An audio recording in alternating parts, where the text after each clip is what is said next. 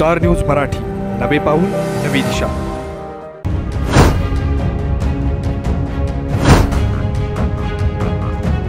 भव्य शिबिर doctor Swati clinic व डर्माकेअर विटा यांच्या प्रथम वर्धापन दिन सोहळ्यानिमित्त भव्य शिबिर रविवार दिनांक 22 जून रोजी सकाळी 9 ते सायंकाळी 5 वाजता हे शिबिर आयोजित करण्यात आले आहे। यामध्ये मोफत तपासणी केली जाईल।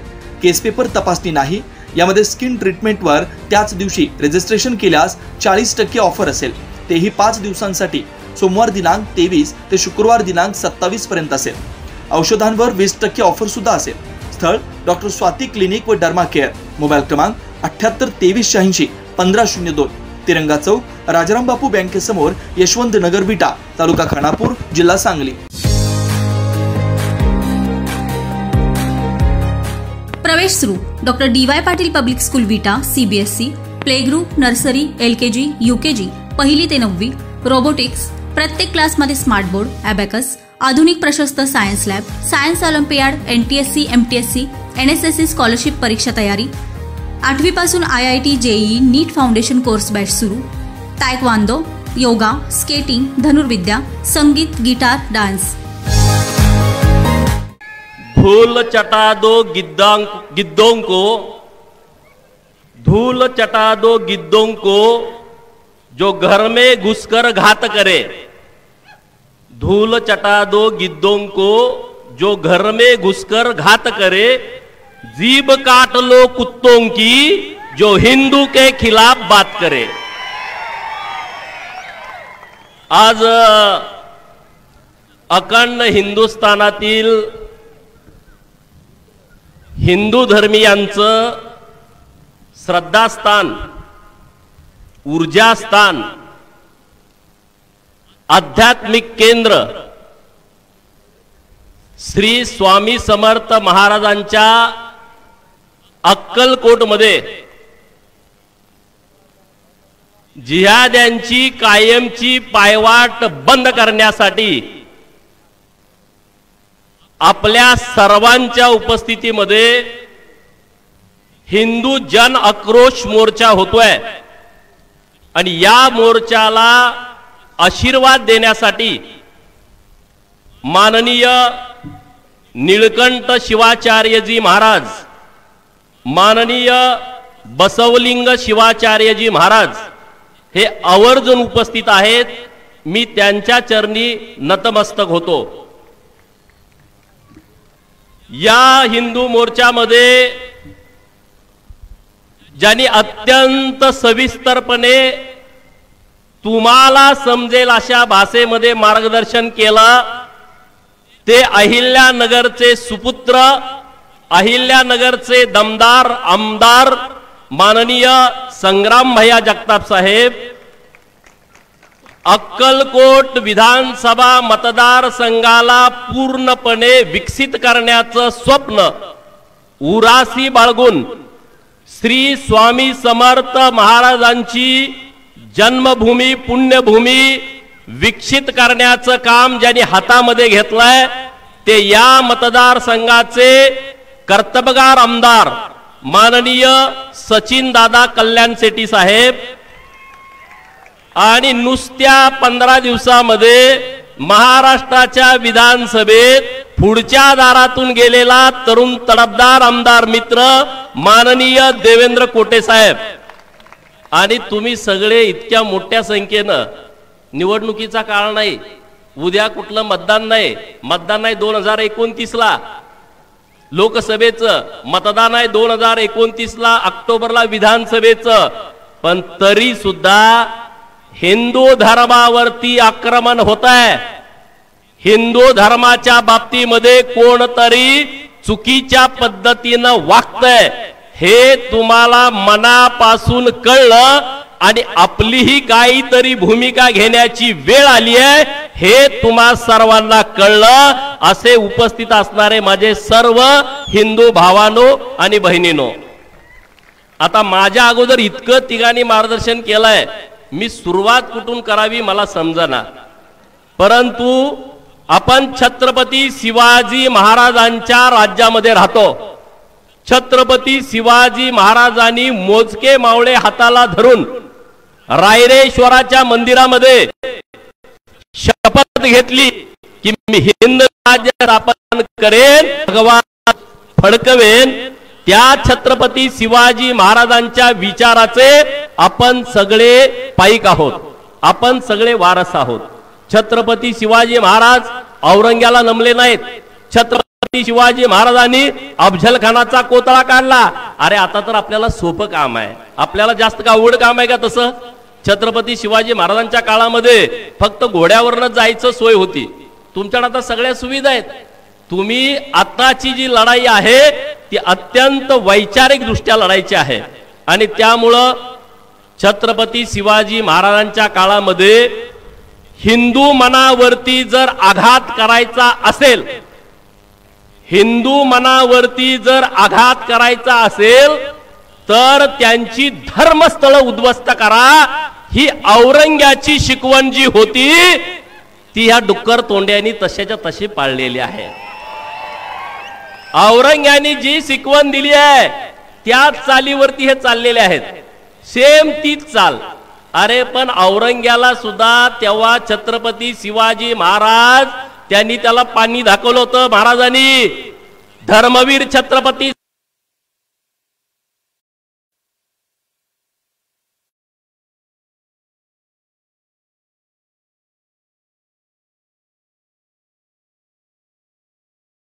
ते करायला तयार आहे. अरे तो छत्रपती शिवाजी महाराजाचा बछडा होता. वाघाच्या पोटी वाघच जन्माला येतो, वाघाच्या पोटी काय हरिण जन्माला येत नाही. अरे छत्रपती शिवाजी महाराजांसारखा निदड्या छातीचा वाघ मोजक्या मावळ्यांना घेऊन कुठं पण जाऊन धाट टाकून ते यायचे, खपून यायचे. त्या महाराजांचा हा बछडा हा औरंग्याला नमला नाही. नाक कापलं, कान कापलं, डोळ्यामध्ये लाल लाल सळ्या घातल्या, जीभ कापली, हात तोडले, पाय तोडले, अंगावरची सगळी साल्टी काढली. दुसऱ्यांदा परत साल्टी आली, परत साल्टी काढली. परंतु धर्मवीर छत्रपती संभाजी महाराजांनी धर्म बदलला नाही. जर विचार करा त्या काळामध्ये धर्मवीर छत्रपती संभाजी महाराजांनी जर धर्मांतरण केलं असतं तर आज तुम्ही या चौकामध्ये आला असता का आणि मी या चौकात येऊन बोलू शकलो असतो का? सांगा, झालं असतं का? अरे 300 वर्षापूर्वी धर्मवीर छत्रपती संभाजी महाराजांनी धर्मांतरण केलं नाही आणि आज आपल्या काही औलादी धान्य दिलं म्हणून धर्म बदलला, दवाखान्यात उपचारासाठी 10,000 दिले म्हणून धर्म बदलला, घरासाठी थोडी जागा दिली म्हणून धर्म बदलला, घर बांधायसाठी 10 पोती सिमेंट दिलं म्हणून धर्म बदलला, घरावरती पत्र टाकायला 7 पत्रे दिले म्हणून धर्म बदलला. अरे जरा लाज वाटली पाहिजे आपल्याला धर्म बदलताना. अख्खा जग हिंदू धर्माकडं आदर्श धर्म म्हणून बघतोय. हिंदू धर्मीयांनी कधी तलवारीच्या पातीवरती दादागिरी करून हिंदू धर्म विस्तारण्याचा कधीच विचार केला नाही. या जगातल्या सगळ्या लोकांना प्रेमानं पोटात घेऊन एवढी आक्रमण झाली धर्मावरती. बाबरापासून, हुमायून बाबरापासून, लोधी, अकबर, तुगलक, औरंग्या, अब्दुल्ला, तुमच्या बाजूचा निजाम, हैदराबादचा निजाम, डाव्या बाजूचा आदिलशाह, हे सगळे आतापर्यंतचे जे सगळे पाकिस्तान क्रिकेटमध्ये जिंकल्यानंतर झिंदाबाद म्हणते तिथपर्यंत एवढ्या सगळ्यांनी आक्रमण करण्याचा प्रयत्न केला. पर हिंदू समाज आज ही त्याच क्षमतेनं त्याच ताकदीनं या जगामध्ये मान ताट करून उभा आहे. ही आपली सगळ्यांची ताकद आहे आणि म्हणून इथून पुढच्या काळात सुद्धा आपल्याला त्याच ताकदीनं राहावं लागणार आहे. अरे सचिन दादा कल्याण शेट्टीनी अक्कलकोटचं हे स्वामी समर्थांचं शहर डेव्हलप व्हावं म्हणून राज्याचे तरुण तडफदार कर्तबगार मुख्यमंत्री माननीय देवाभाऊ यांच्याकडून 363 कोटीचा आराखडा मंजूर केलाय. 363 कोटी रुपयाचा. त्या आराखड्याचे पैसे वेगळे, तो आराखडा सोडून अशी जी कामं सुरू आहेत बस स्टँड सारखी, याचा आकडा 200, 250, 300 कोटी पर्यंत जातो आहे. अक्कलकोट शहरासाठी मी जिल्ह्याचं, तालुक्याचं, राज्याचं बजेट सांगत नाही, एका शहराचं जे आमचं श्रद्धास्थान आहे. आणि हे बदलताना एवढं देखणं एसटी स्टँड उभं राहत आहे. महाराष्ट्रातलं हे पहिलं एसटी स्टँड आहे ज्यामध्ये महिला भगिनींना राहण्याची सुद्धा व्यवस्था आहे, भक्त निवास आहे. आणि इथून तुम्हाला मधनं वाट पाहिजे, मधनं. अरे हे काय मसोबाची खीर आहे का? ताट घेऊन आलं आणि घेऊन गेला. आता परिस्थिती बदलली आहे.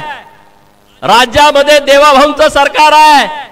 त्या जिहाद्यांनी लक्षात घेतलं पाहिजे. अफजल खानाच्या कबरीचं अतिक्रमण काढावं म्हणून सगळे आमचे हिंदू भक्त गेल्या 20, 25, 30 वर्षापासून संघर्ष करत होते. देवाभाऊ आले, बुलडोजर फिरवून टाकला. विशाळगडावरचं अतिक्रमण अनेक वर्षांपासूनची मागणी होती. अरे अतिक्रमण काढा, अतिक्रमण काढा, अतिक्रमण काढा. एका दिवसात सुपडा साफ करून टाकलं. मला विश्वास आहे सचिन दादा देवाभाऊंच्या अत्यंत जवळचे आहेत. पुढच्या 8-10 दिवसामध्ये वाट तर बंदच झाली, वाटेचा विषय तुम्ही सोडून द्या, परंतु माघ जी अतिक्रमण आहेत त्याच्यावरती देवाभाऊचा बुलडोजर फिरणार. फिरला पाहिजे का नाही फिरला पाहिजे? कुणाला वाटतंय फिरला पाहिजे? हात वर करा. जरा आमचे मीडियावाले मित्र घ्यायला लागले, जरा जल्लोष करून सांगा.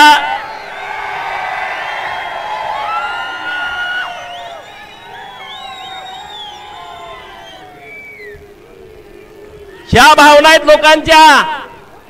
अरे महाराष्ट्र सरकारची कुठली जमीन दिसली का यांनी थडगं मांडलंच. महाराष्ट्र शासनाची गायरान दिसलं, घुसलं. गावठाण दिसलं, महसूल खात्याची जमीन आली, वन खात्याची जमीन आली, सार्वजनिक बांधकाम खात्याची जमीन आली, जलसंपदा खात्याची जमीन आली, ग्रामविकास खात्याची जमीन आली. कुठली बी जमीन आलं का पसारा टाकला. ही मधनं वाट मागणे याला लँड जिहाद म्हणतात. हे जे आमचे पुरोगामी वाले आहेत का नाही म्हणून असं कुठं असतं लँड जिहाद. अरे येऊन बघा ना इथं. हे असे कुठल्या जगात अशी मधनं एसटी स्टँडच्या मधनं कुणी पाऊलवाट दिली काय? कशासाठी पाहिजे यांना पाऊलवाट? यांना माहित आहे महाराष्ट्राच्या आणि देशाच्या कानाकोपऱ्यातून आमच्या महिला भक्तगण स्वामी समर्थाच्या दर्शनाला येतात. अरे हे सोलापूर म्हणजे देवाची भूमी आहे. हे स्वामी समर्थाचं मंदिर, तिकडं पंढरपुराचा पांडुरंग, तिकडं धाराशिव मध्ये तुळजाभवानी, हेतून हाकेच्या अंतरावरती आमचं गुरुदेव दत्त, मंगळवेढ्याला गेला का हुलजंदीचा बिरोबा, महालिंगराया, खुंडूरचा बिरोबा, तिकडे गेलं का आरेवाडीचा बिरोबा. अरे ही सगळी आमच्या देवाची भूमी आहे. मग अक्कलकोटच्या स्टँड मध्ये देशाच्या कानाकोपऱ्यातून जेव्हा भक्त भगिनी इथं येतात तेव्हा त्या सुरक्षित इथं राहतील का? मधनं वाट दिल्यानंतर सांगा तुम्ही, राहतील का? मग आज जो मुद्दा आमची मुलं घेऊन पुढे आले तो योग्य आहे का अयोग्य आहे तुम्ही सांगा. हा ही एक वाट नाही. दुसऱ्या गावाचं नाव माझ्याकडे आहे चपळगाव. चपळगाव मध्ये सुद्धा लँड जिहादचा प्रकार सुरू आहे. वन खात्याच्या जमिनीमध्ये तिथं दर्गा बांधलाय. वन खात्याचे जे जिल्ह्याचे कोण अधिकारी आहेत त्यांना मला आवाहन करायचं आहे, सोलापूर जिल्ह्यामध्ये वन खात्याच्या जमिनीमध्ये लगा आमच्या मेंढ्या नुसत्या हात चरायला गेल्या का दादागिरी करताय. मग हे जाळा सगळं काढून टाका ना, तिथं जावा आणि ते सगळं उद्ध्वस्त करून टाका. मग आम्ही तुमची पाठ थोपाटू ना. आमच्या मेंढक्याला लगेच देताय 2000 दंड, 5000 दंड. अरे नुसतं गवत खाल्लं तर दंड आहे, जागा ढापून बसले ते तुम्ही काढा ना. काढली पाहिजे का नाही काढली पाहिजे? या सगळ्या जागा काढल्या पाहिजेत. मैंदर्गी मध्ये माग मोर्चा झाला. माननीय मंत्री महोदय नितेश राणे साहेब आले होते, माननीय सचिन दादा आणि मी त्या मोर्चाला होतो. मोर्चा होऊन गेला. तिथला अतिक्रमण का नाही काढलं अजूनपर्यंत? काही गोष्टीवरती म्हणे स्टे आहे, ठीक आहे, स्टे आहे तिथं ठीक आहे, दुसऱ्या जागेवरती जे अतिक्रमण आहे ते का नाही काढलं? सोलापूर जिल्ह्यामध्ये जिथं जिथं अतिक्रमण आहेत, माननीय जिल्हाधिकारी महोदयाने कुणाचीही वाट न बघता सरकारच्या जागेचं संरक्षण करणं हे प्रशासनाची जबाबदारी आहे. सोलापूर महानगरपालिकेचे आयुक्त असतील, जिल्हा परिषदचे सीओ असतील किंवा प्रत्येक खात्याचे प्रमुख असतील, त्या जमिनीमध्ये जर या जिहादी प्रवृत्तीच्या लोकांनी आक्रमण केला असेल तर पहिला बुलडोजर घेऊन सगळं पाडून टाका, आम्ही तुमचा सत्कार करू. पाडलंच पाहिजे ते पाडल्याशिवाय इथून पुढच्या काळामध्ये आम्ही कुठलीही गोष्ट ऐकून घेणार नाही, ही आमची सर्वांची भूमिका आहे. सचिन दादांच्या वरती काही लोकांनी दादा आता भाषणामध्ये बोलले, व्हॉट्सअपवरती हे टाकलं, फेसबुकवरती ते टाकलं, त्यांना काय टाकाय ते टाकू द्या. सचिन दादा हे पहिल्यांपासून हिंदूवादी आहेत आणि हिंदू कार्यकर्त्यांच्या सोबत ठामपणे उभे आहेत आणि इथून पुढच्या काळात सुद्धा ते उभे राहणार आहेत. लव जिहादच्या घटना, मैंदर्गी मधली मुलगी जी आता मुलांनी परत आणलेल्या आहे पोलिसांनी, आताच आम्ही ऍडिशनल एसपी साहेबांशी बोललो, त्या मुलीची केस आजच्या आज त्या जिहादीवरती दाखल होईल अशी व्यवस्था आज आम्ही सगळ्या व्यासपीठावरच्या मंडळींनी केलेली आहे. अक्कलकोट मध्ये सुद्धा लव जिहादचं प्रमाण वाढलंय. काय होत आहे, कशासाठी होत आहे? आपण आपल्या घरातल्या मुलींना सुद्धा समजावून सांगितलं पाहिजे, त्यांच्यावरती लक्ष दिलं पाहिजे. त्यांचा व्हॉट्सअप ग्रुपला मित्र कोण आहे, व्हॉट्सअपवरती कोण मित्र आहे, फेसबुकला फ्रेंड कोण आहेत, इंस्टावरती त्याचे मित्र मैत्रिणी कोण आहेत, कॉलेजला गेल्यानंतर रूममेट कोण आहेत, कॉलेजमध्ये गेल्यानंतर वर्गमित्र कोण आहेत, ते कुणाशी बसतात, कुणाशी बोलतात, कुठं जातात, याच्यावरती लक्ष द्या मित्रांनो. हे टार्गेट ठरवून चाललाय. एका मुलीच्या पाठीमागे 10 मुलं. हे असंच होत नाही आणि त्या मुलीला इतकं जाळ्यामध्ये अडकवलं जातं, मुलगी आई वडिलांचं ऐकायला तयार होत नाही. पोलीस स्टेशनला पकडून आणली, पोलीस स्टेशन म्हणतंय 18 वर्ष वय पूर्ण आहे, तिला तिचा निर्णय घेण्याचं स्वातंत्र्य आहे, ती तिच्या निर्णयावरती बोलू शकते, ठाम राहू शकते, आणि मुलगी आई वडिलांशी बोलायला सुद्धा तयार होत नाही. मुलीला घेऊन जात आहेत, मग कुठंतरी तिला मारून टाकलं जात आहे, फ्रीज मध्ये तुकडे तुकडे करून ठेवलं जात आहे, गळफास घेण्याची वेळ तिच्यावरती येते आहे. हे आज तुम्ही पेपरमध्ये वाचताय, टीव्ही वरती बघताय, युट्यूब वरती बघताय, परंतु हे तुमच्या आमच्या घरापर्यंत यायला जास्त वेळ लागणार नाही. म्हणून तमाम हिंदूंनो वेळी जागी व्हा, नाहीतर हे कुणाला सुद्धा सोडत नाहीत. आजच्या घटना आहेत आजच्या. आज माझ्या आटपाडीतली मुलगी 18 वर्ष पूर्ण झाल्याच्या दुसऱ्या दिवशी जयसिंगपूरला गेली होती आणि तिथल्या पोरानं पळवून नेली. पोरगा काय करतोय आईला विचारलं, आई म्हणते पोरगा त्याला राहायला पण घर नाही, वडील त्याचा 10 रुपये दुसऱ्याची मागून दारू पितोय. मग तो जीन्स, टी शर्ट, गॉगल, पायात बूट, कुणाची तरी गाडी, करिश्मा सारखी, आणि फेसबुकला फोटो. पुरी ती फोटो बघतेत आणि भाळून जातेत. आज ही परिस्थिती आहे. आई रडत होती. आता 2 तासापूर्वी त्याच्या भावाला उचलून आणलाय आटपाडी पोलिसांनी. मी म्हटलं ह्याला जरा साल्टी काढा, तो सांगेल तुम्हाला कुठं आहेत ते. अरे पण किती जणांसाठी, कुठं कुठं जाणार, कुठं कुठं पोचणार. आता विवाहित महिलांना टार्गेट केलं जात आहे. विवाहित महिला बोलू शकत नाहीत, संसारिक असतात. एकदा जाळ्यात घ्यायचं, त्यांच्याकडून काहीतरी फोटो घ्यायचे आणि मग पैसे पाठवा, मग काहीतरी हे करतो, नाही फोटो व्हायरल करतो. आत्महत्या करायची वेळ येते, संसार तुटतात, घर तुटतात. काही विवाहित महिलांच्या बरोबर लग्न केलेत आणि मग दुसऱ्या महिन्यात लगेच नोटीस, तुमच्या प्रॉपर्टी मधला निम्मा हिस्सा द्या. प्रॉपर्टी बघायची, निम्मा हिस्सा द्या. तुम्ही काय करणार?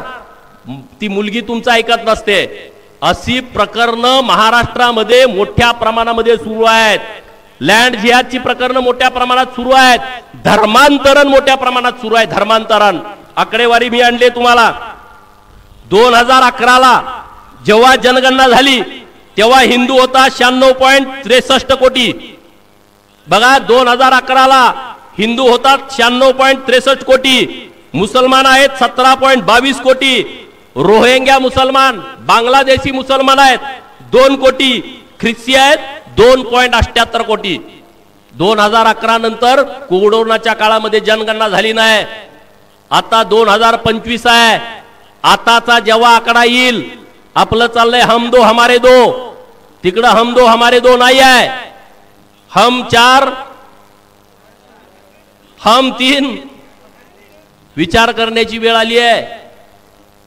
हे सगळं बघा. हा जेव्हा आकडा तुमच्या समोर येईल, कर्नाटकामध्ये जात न्याय जनगणना गेली आणि ती जात न्याय जनगणना डिक्लेअर का होत नाही त्याचं कारण तुम्ही शोधा. आज या जगामध्ये जेवढे हिंदू राष्ट्र होती ती सगळी संपली. या जगामधलं मुसलमानांच्या साठी एकमेव सेफ राज्य कुठला असेल, सुरक्षित देश कुठला असेल तर तो भारत आहे. हे मी म्हणत नाही. गुलाम नबी आझाद जे काश्मीर मधले नेते आहेत मुस्लिम समाजाचे, त्यांचं स्टेटमेंट आहे. ते म्हणतात की जगभरामध्ये सर्वात सुरक्षित मुसलमानांच्यासाठी देश कुठला आहे तर तो भारत आहे. आणि ह्यांना इथं किडा उठलाय, ह्यांना इथं किडा उठलाय. हे म्हणतात की हिंदू आमच्यावरती अत्याचार करतायत, हिंदू आमच्यावरती अन्याय करतायत. बर ठीक आहे, तुमचं आम्ही खरं मानू की भारतामध्ये हिंदू तुमच्यावरती अत्याचार करतोय, हिंदूंच्या मुळे भारतामध्ये दंगली होत आहेत, हे तुमचं म्हणणं थोड्या काळासाठी खरं मानू. अरे जर भारतामध्ये हिंदू तुमच्यावर अन्याय करतोय, मग पाकिस्तानात तुमच्यात गोळ्या कोण घालायला लागलाय? इराणमध्ये आता बॉम्ब पडायला लागलाय, ते काय आम्ही टाकला का? इराणमध्ये मुसलमानांना का मारायला लागलेत? इराकमध्ये मुसलमानांना का मारायला लागलेत? तुर्कस्तानमध्ये, अफगाणिस्तानमध्ये, उझबेकिस्तानमध्ये, बांगलादेशामध्ये, पाकिस्तानमध्ये कोण करतंय? तिथं कुठं आहेत हिंदू? आहेत का तिथं कोण? तिथं त्यांच्यातच फायटिंग सुरू आहे आणि त्यांना आता संपवायला दुसऱ्या लोकांची गरज नाही. त्यांच्यातच इतक्या जोरात फायटिंग सुरू आहे, त्यांना वाचवायला सुद्धा कोणी जाणार नाही. मग इथं गप गुमान राहावा, नाहीतर इथून तुम्हाला जर पाकिस्तानच्या वाघा बॉर्डर मधनं पलीकडे ढकलून दिलं, फुकट आणला सुद्धा माग होत चाल तुम्हाला. तिथं काय नाही. पाकिस्तान जर हरलं, ह्यांचा बाप मेला. तुमच्या शेजारी कोणाचे असतील तर बघा, पाकिस्तान हरलं का घरात सुतक झालं, पाकिस्तान जिंकलं खुलालं गडी बघा, लगेच गाडीच्या पुंगळ्या काढल्या, बाहेर काढल्या. पोलिसांना माझं आव्हान आहे, जर पाकिस्तान जिंकलं फटाकडी उडवली तर त्याच्या ढुंगणात फटाकडी घालून वाजवा. अरे हे दुसऱ्या देशात चाललं का? हे तुम्ही पाकिस्तानात करू शकता का? पाकिस्तानमध्ये राहून जर भारत जिंकल्याच्या नंतर तिथं जर घोषणा दिली तर ते काय करतील? काय करतील? डायरेक्ट. अरे मग आमच्या इथं काय, हे काय धर्मशाळा आहे काय? कुणी पण यायचं, काय पण करायचं आणि आम्ही आपलं गप बसायचं. आणि हिंदू काय आहे, एक इंग्रज अधिकाऱ्याचं म्हणणं आहे, आता त्याचं नाव माझ्या लक्षात नाही, जरा अवघड आहे. तो भारतामध्ये आला होता आणि तो घोड्यावरून असा पुढे चालला होता. त्याच्या पाठीमागे 250 इंग्रज होते. किती? 250 इंग्रज होते. आणि त्यांना बघायला 2.5 लाख भारतीय रस्त्यावरती आले होते. किती? नुसता त्यानं लिहिलंय, त्या 2.5 लाख लोकांनी एक एक जर दगड मारला असता, आमची हाडं सुद्धा शिल्लक राहिली नसती. पर गुलाम जी मानसिकता आपली ना, गुलामगिरीची जी मानसिकता आहे, ती मानसिकता पहिली आपण हिंदू लोकांनी डोक्यातनं काढून टाकली पाहिजे. गुलाम बगल कोणीतरी, करल कोणीतरी. सचिन दादा एक आमदार, ते बघतील की वाट काढायची का बंद करायची. ते हिंदुत्ववादी कार्यकर्ते आहेत की गो संरक्षक, त्यांना बघू द्या की. हे असं नाही आहे. या आपल्या सर्वांची जबाबदारी आहे, आपल्या सर्वांचं कर्तव्य आहे. धर्मांतरण होऊन जे जे नोकरीला लागलेत, SC, ST, OBC, भटके विमुक्त, नोकरी घेताना दाखला देत आहेत की मी SC आहे, मी ST आहे, मी OBC आहे. सुप्रीम कोर्टाचा एक निर्णय आहे, संग्राम भैया आज मी काढून आणलाय, तुम्हाला पण देतो. 25 पानी ऑर्डर आहे, 8 वकील आज आम्ही त्या कामावरती लावलेत. सुप्रीम कोर्ट काय म्हणतंय, जर एखाद्या हिंदूला जो आरक्षित जागेवरती नोकरी घेतो आणि नोकरी लागल्याच्या नंतर हिंदू पद्धतीनं जी त्याची देवपूजा आहे, त्याच्या चाली रीती रूढी आहेत, तो बदलतो, मग तो ख्रिश्चन असेल किंवा तो मुस्लिम धर्माप्रमाणे वागत असेल, त्याचा जर पुरावा दिला तर ह्याला सेवेतून कायमचा बडतर्फ करा. मी म्हणत नाही, सुप्रीम कोर्ट म्हणतंय. असे जर सोलापूर जिल्ह्यामध्ये शहरामध्ये असे महाभाग असतील की नोकरीला लागताना हिंदू पुढे त्याच्या जातीचं नाव असेल आणि मग तिकडे म्हणतोय मी ख्रिश्चन झालोय, माझा येशू वर्ण बघतोय आणि मी असं करेन, मी तसं करेन. आता तसलं काही नाही. जर तुझ्या घरात देवाऱ्यात फोटो नसला तर तू मेला, तुझी नोकरी गेली म्हणून समज. बरोबर ना? आणि म्हणून आपलं सरकारचं मागणं हेच आहे की धर्मांतरण विरोधी कायदा झाला पाहिजे. परवा सांगलीमध्ये एक प्रकरण घडलं. ऋतुजा नावाची धनगर समाजाची मुलगी, वेल एज्युकेटेड, MPSC ची परीक्षा दिलेली मुलगी, दिसायला अत्यंत सुंदर, त्या मुलीचा विवाह धनगर समाजातल्याच एका कुटुंबातल्या मुलाबरोबर झाला. कोरोनाच्या काळामध्ये त्या ऑनलाईन वरती सगळे वधूवर मंडळ आहेत त्यांच्याकडून त्यांना तो प्रस्ताव आला. कोरोनाच्या काळामध्ये लोक बाहेर पडत नव्हती आणि मग हिंदू धनगर मुलगा आहे म्हटल्यानंतर त्यांनी लग्न लावून दिलं. मुलगी नांदायला गेली, सासरी गेली आणि संकष्टी होती. तिनं संकष्टीचा उपवास धरला. सासू म्हणली उपवास धरायचा नाही. तिनं घरात मटण आणलं. असं का? आम्ही कन्वर्ट झालोय, आम्ही धर्मांतरित आहे, आम्ही ख्रिश्चन धर्म स्वीकारलाय. मुलीच्या पायाखालची वाळू सरकली. तिला सुचायचं बंद झालं. अरे ती अहिल्या कन्या एका सुसंस्कारित घरात वाढलेली, तिच्या वडील डॉक्टर आहेत, आई सगळे व्यवस्थितपणे घर आहे आणि ती आता हादरून गेली की मी ज्याच्या बरोबर लग्न केलंय तो हिंदू नाही म्हणतोय, तो ख्रिश्चन आहे म्हणतोय. पण आता सांगायचं कोणाला? आई वडिलांना सांगितलं. आता म्हणले मुलीचं लग्न झालंय, आता आपण काय करायचं? एकादश असली घरात मटण आणणार. सण कुठले आले? आमच्याच घरात सण करायचे नाहीत. चर्चमध्ये चल, बायबलचं वाचन कर. चर्चमध्ये चल, त्या पादरीच्या पाया पड. हे असलं सुरू झालं. मुलगी त्यांना म्हणतेय तुम्ही धर्मांतरण केलंय, तुम्ही तुमच्या पद्धतीनं करा, परंतु मी धर्म सोडणार नाही.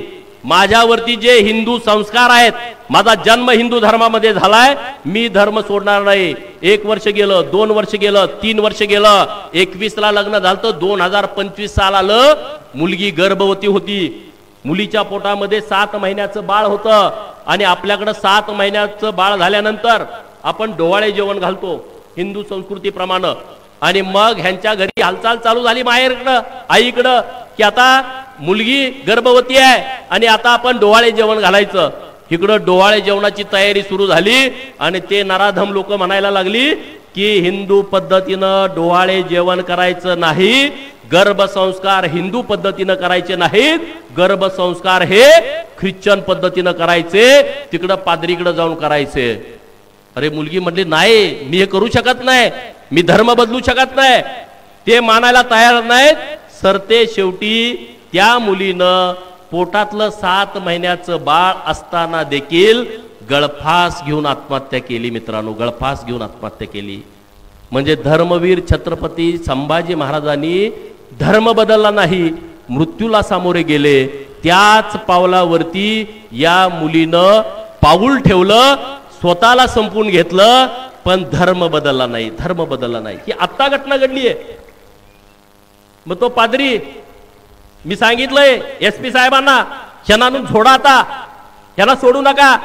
जे आमच्यावरती आक्रमण करतायत, अतिक्रमण करतायत, दादागिरी करतायत, धर्मांतरण करण्याचा प्रयत्न करतायत, इथून पुढे महाराष्ट्रामध्ये असा कुठलाही धर्मांतरण करणारा माणूस गावात आला, वस्तीवरती आला, डायरेक्ट त्याला झोडून काढा. त्याशिवाय आता आपल्याला पर्याय नाही. त्यांना झोडून टाका, ठोकून टाका, त्याशिवाय त्यांना कळणार नाही. मित्रांनो, आणून आम्ही सरकारकडे मागणी करतोय की धर्मांतरण विरोधी कायदा झाला पाहिजे या भारतामध्ये, महाराष्ट्रामध्ये.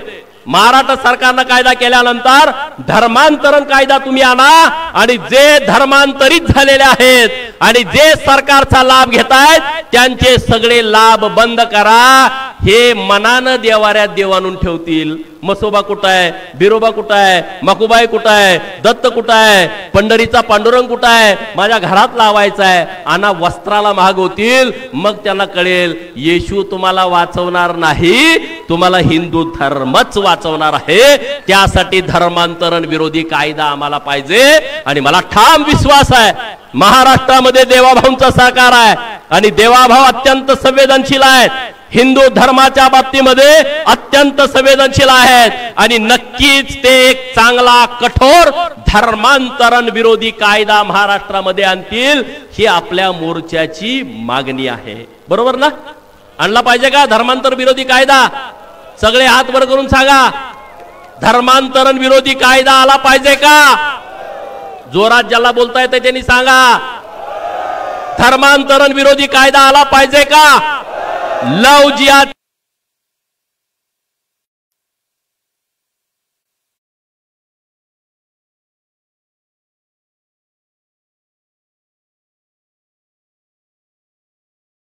मुळे चिंता करू नका, सगळ्यांच्या वरती बुलडोजर फिरणार.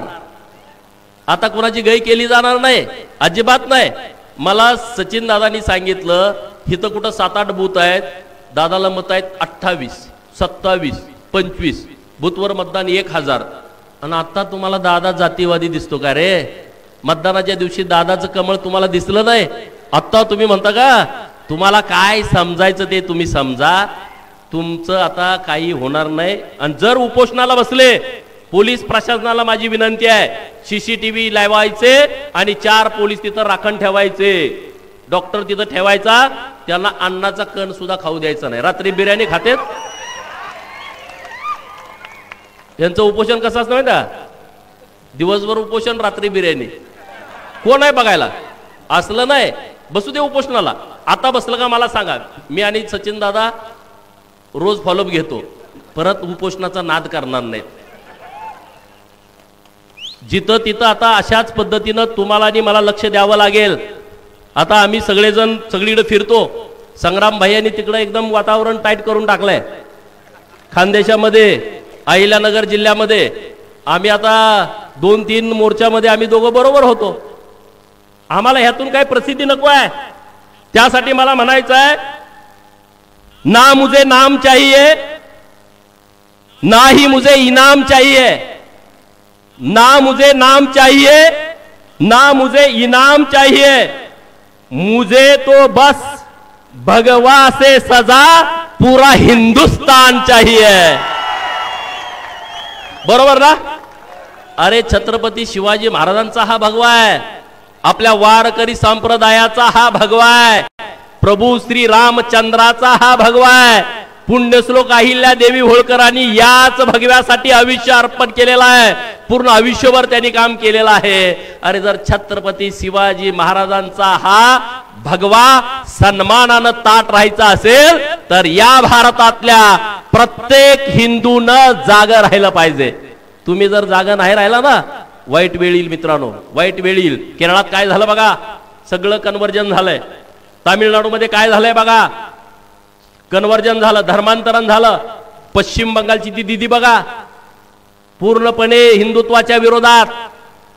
तिकडच्या त्या बांगलादेशी लोकांना डायरेक्ट प्रवेश आहे. तिकडचे पूर्व भारतातली छोटी छोटी राज्य बघा काय चालू आहे, मणिपूरमध्ये काय चालू आहे, नागालँडमध्ये काय चालू आहे. अरे म्हणून महाराष्ट्र हे आपलं अत्यंत महत्वाचं राज्य आहे. आपण जी भूमिका घेऊ तीच भूमिका देशभर जाते आणि आपली भूमिका छत्रपती शिवाजी महाराजांच्या हिंदवी स्वराज्याची भूमिका आहे. तीच भूमिका आपल्याला सगळ्यांना पुढे घेऊन जायचं आहे. कोणी जरी हिंदू धर्माकडे वाकड्या नजरेने बघण्याचा प्रयत्न केला तर त्याचं डोळं काढायची तयारी आपली सगळ्यांची असली पाहिजे. तुम्ही म्हणणार असं का बोलायला लागलो यार, तळपायची आग मस्तकात जाते एक एक प्रकरण बघितल्यानंतर. हे आमदारकी बिमदारकी फार महत्वाची नाही आहे. आम्हाला आमच्यासाठी धर्म महत्वाचा आहे. महाराजांनी ज्याच्यासाठी काम केलंय ते आमच्यासाठी महत्वाचं आहे. अहिल्यादेवीने ज्यासाठी काम केलंय ते आमच्यासाठी महत्वाचं आहे. आमच्या संत महात्म्यांनी जे काम केलंय ते आमच्या महत्वाचं आहे. राजकारण आमच्यासाठी महत्वाचं नाही आहे. म्हणून आपण सगळेजण पूर्ण क्षमतेनं पूर्ण ताकदीनं या विषयामध्ये पुढे जाण्याची आवश्यकता आहे. जर आपण पुढे गेलो ना, काय काय लोक बोलतात लव जिहाद कुठं आहे, तुझ्या घरात झाल्यावर तुला कळेल का लव जिहाद. ज्यांना कोणाला वाटतंय लव जिहाद होत नाही त्यांनी येऊन आमच्याशी चर्चा करा. आम्ही ओपन चर्चा करायला तयार आहे. संग्राम भैया व्यवस्थितपणे तुम्हा आम्हाला सगळ्यांना त्यांनी व्यवस्थितपणे मार्गदर्शन केलं. आमची पोरं सगळी चर्चा करायला तयार आहेत. कशा पद्धतीनं हे सगळे प्रकरण घडली जातात कशा पद्धतीने हे षडयंत्र होतं, कशा पद्धतीनं लँड जेल होत, आम्ही बोलतो ना, आम्ही चर्चा करतो. अरे आम्ही कुणावरती जबरदस्ती करतोय का? तुम्ही इकडे या म्हणून, तुम्ही आमचा धर्म स्वीकारा म्हणून नाहीये. आम्ही कुणावरती दादागिरी करत नाही आणि म्हणून इथून पुढच्या काळामध्ये कुणाची दादागिरी आम्ही पण खपवून घेणार नाही. आता झालं तेवढं बाद झालं, पण इथून पुढच्या काळामध्ये पूर्ण क्षमतेनं, पूर्ण ताकदीनं आम्ही तर ठरवलंय पूर्ण आयुष्यभर या विषयासाठी काम करायचं, लोकांच्या बरोबर राहायचं. जर कुणी चुकीच्या पद्धतीनं काम केला त्याच्या विरोधामध्ये ठामपणे भूमिका घ्यायची, मताच्या राजकारणाचा विषय डोक्यातनं काढून टाकायचा. हे आम्ही व्यासपीठावरच्या सगळ्या लोकांनी बसलेल्या ठरवलंय. तीच भूमिका तुमची घ्या. एखादी ग्रामपंचायत आली आणि गेली फरक पडत नाही, एखादी नगरपंचायत आली आणि गेली फरक पडत नाही, परंतु देश वाचला पाहिजे, धर्म वाचला पाहिजे. देव, देश आणि धर्मासाठी आपण आपलं पुढचं आयुष्य खर्ची घातलं पाहिजे.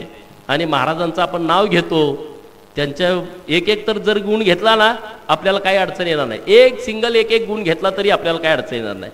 अरे अफजल खान एवढ्या मोठी फौज घेऊन आला, त्यांना वाटलं शिवाजी महाराज आहेत आपण काहीतरी करू, परंतु त्यांना माहीत नव्हतं हे शिवाजी महाराज, जिजाऊ माँसाहेबाचं दूध पिलेला हा बछडा हा एकदम हुशार वाघ होता.